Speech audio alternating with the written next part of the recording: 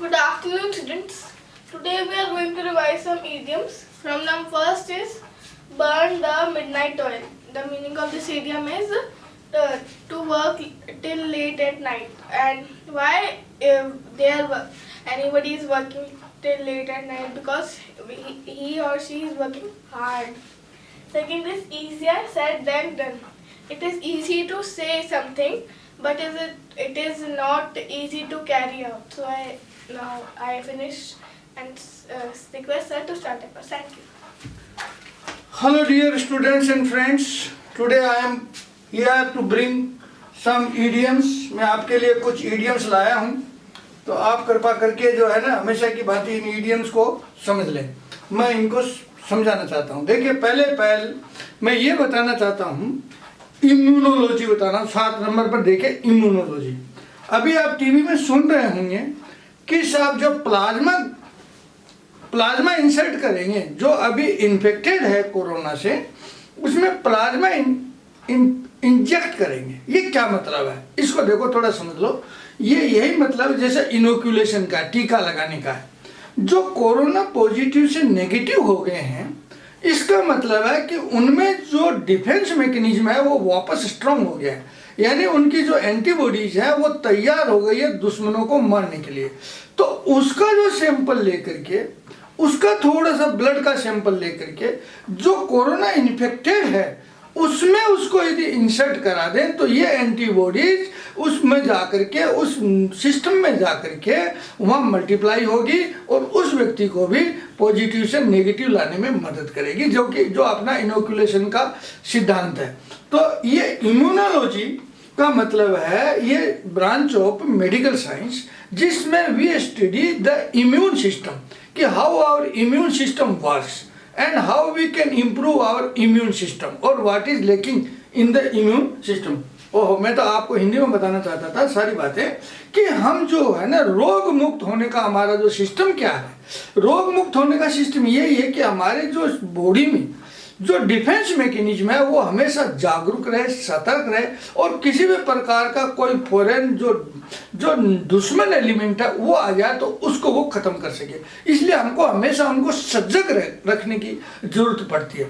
और सजग रहने के लिए हम या तो बाहरी टीका लगाते हैं या हमारा जो बॉडी का मैकेनिज्म है उसको इतना सुदृढ़ और इतना बलवती रखते हैं कि बाहर से कोई बीमारी के कीटाणु आ जाए तो उसको वो हमारा जो डिफेंस वाले हैं उसको तुरंत खत्म कर सके.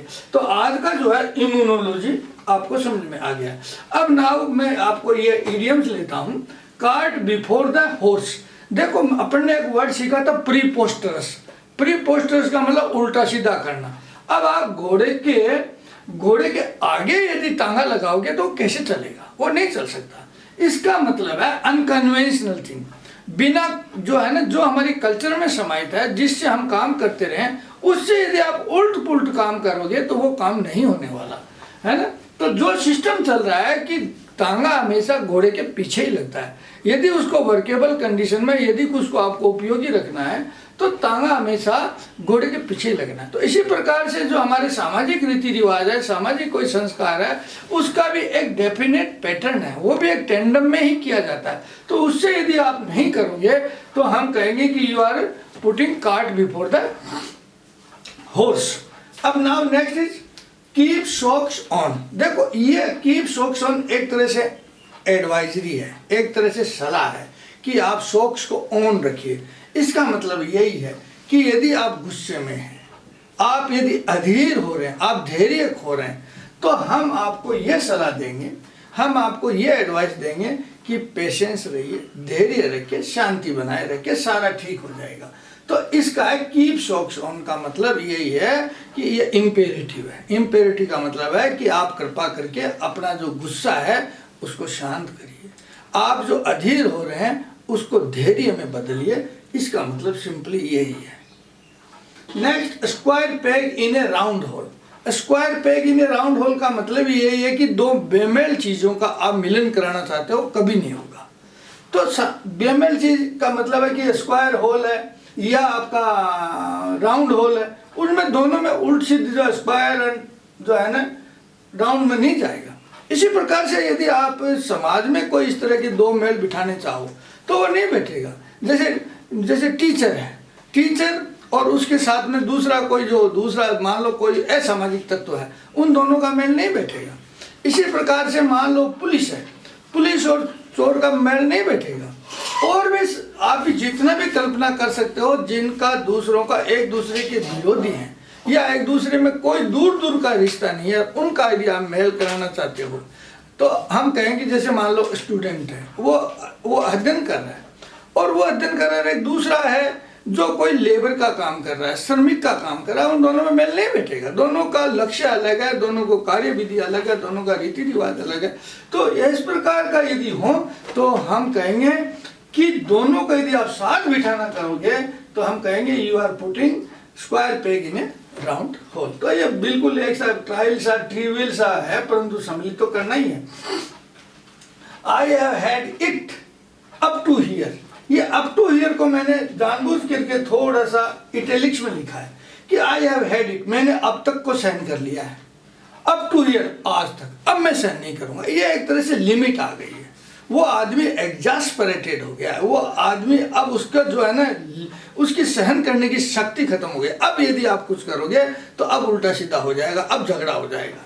यानी I have had it up to here, मैं अब तक आपकी बात कहता आया हूँ, आपने जो मुझे सांत्वना दी थी मैं मानता आया हूँ, मेरे को कहा था धैर्य रखे धैर्य रखे, अब मेरी लिमिट का जो है ना अंत आ गया है, मैं अब नहीं करूँगा। यानी इतने दिन तक मैं बेरोजगार रहा, अभी तक आप मेरे को कहते रहे ये ऐसा होगा ऐसा होगा ऐसा होगा ऐसा होगा, आपको ये दिया जाएगा आपको दिया जाएगा। अब मैं सब मैंने परख लिया, कोई मुझे आपका संतोष नहीं मिला, मैं वैसा का वैसा हूँ, तो मैं कह सकता हूँ कि I have had it up to here. मैं आपको चेतावनी देता हूँ कि अब मैं सहन नहीं करूँगा।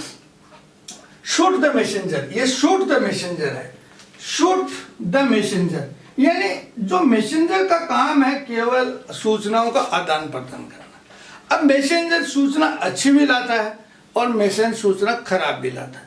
मैसेंजर सूचना दुखदायी भी ला सकता है, परंतु दुखदायी की सूचना का जनक तो वो नहीं है, उसको तो आप दुख नहीं दे सकते, उसको आप पनिशमेंट नहीं दे सकते। तो उसको यदि आप पनिशमेंट देंगे तो कैसे कहेंगे कि you are shooting the messenger. अब मैसेंजर तो पुराने ज़माने में देखो युद्ध का जो पार्टियां होती थी उसमें एक दूसरे की जो सूचनाएं हैं मैसेंजर जाया करता था और उस मैसेंजर को आदर के साथ उसको बिठाया जाता था, उससे बात की जाती कि दुश्मन पार्टी ने हमारे लिए क्या मैसेज भेजा है या हम दुश्मन पार्टी को वापस क्या मैसेज देना चाहते हैं। उसका केवल काम जो है ना कम्युनिकेशन का होता था। अब कम्युनिकेशन करने वाले को आप शूट करोगे ये बिल्कुल इमोरल माना जाएगा, अभी भी माना जाएगा, क्योंकि अब तो क्या है कि आप सूचनाएं भेजते हैं तो सारा इलेक्ट्रॉनिक माध्यम से भेजते हैं, परंतु पुराने ज़माने में तो ये जो सूचनाएं हैं वो एक तरह से मैसेंजर जाते थे।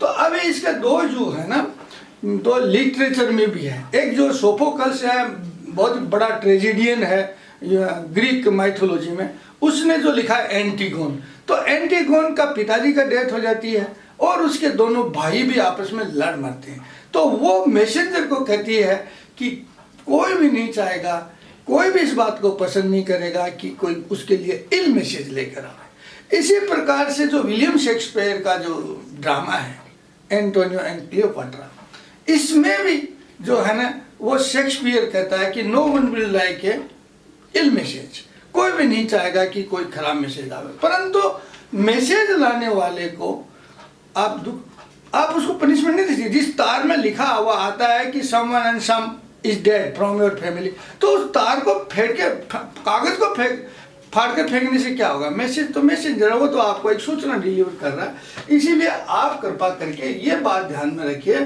कि मैसेंजर में और सूचना में आपको फर्क डालना पड़ेगा कि इसका जो सोर्स है वो कौन है। मैसेंजर तो उसका सोर्स नहीं है, वो तो केवल आपको सूचना देता है। ये है फिश रोड्स या stings first from the head. ये देखिए कि फिश जो है या तो सड़ती है, रोड माने भी सड़ना, स्टिंक माने भी सड़ना, बदबू मारती है। तो फिश ये तो नेचुरल फिनोमेना तो तय किया है कि फिश जब मर जाती है, फेंक दी जाती है, तो सबसे पहले उसका जो है ना सड़ने का शुरुआत होती है ना उसके सिर से होती है ना, उसका सिर पहले सड़ता है और फिर बॉडी का सिर से सड़ता सड़ता उसकी टेल तक आता है।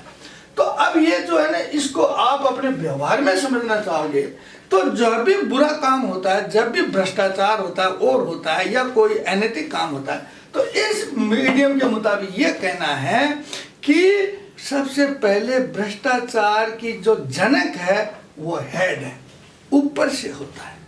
कोई भी गलत काम करने का इशारा होता है ना, वो ऊपर से होता है। नीचे वाले केवल कैरी आउट करते हैं। दिखते तो ये हैं कि नीचे वाले हत्या कर रहे हैं, नीचे वाले मर्डर कर रहे हैं, परंतु इसके जनक हेड पर है, यानी द फिश रोट्स और स्टिंग्स फ्रॉम द हेड। तो मैंने आज आपको ये कुछ एक इडियम्स बताए हैं, मैं बताता रहूँगा। आपसे केवल इतना सा कहता हूँ कि मैं बताने के बाद एक बार जो है ना, आप इनका मनन कर लिया करें और इनका इमेजिन कर लें, आपको याद रह जाएगा। बहुत ज़्यादा प्रयत्न करने की जरूरत नहीं है। आज के लिए इतना ही।